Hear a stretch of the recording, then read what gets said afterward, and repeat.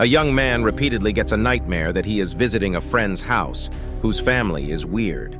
The malevolent mother of his friend, Mrs. Stone, allots a dreadful room in a huge tower for him to retire. His nightmare repeats but keeps varying every night, and the characters in the dream keep growing over the years. In his dream one day, Mrs. Stone expires and she is buried, but she still keeps assigning the same room to him. In the young man's normal life, his friend Clinton invites him for dinner one day. He is surprised to see that everything matches with the nightmare. But the personalities and names are different, and he has an enjoyable experience.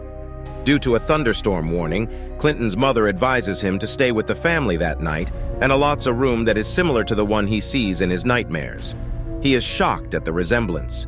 In the room, he finds a very old painting of Mrs. Stone. With the help of Clinton, he moves the painting to the hall. They are amazed to see their hands covered in blood, even though neither of them is injured. They go to bed, but the young man is unable to fall asleep and wake up in horror to find Mrs. Stone standing on the top of his bed.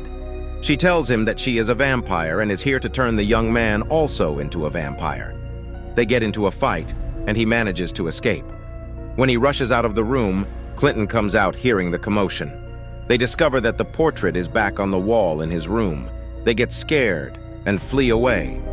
An old newspaper carries the news that Mrs. Stone's coffin keeps erupting every day and has to be reburied.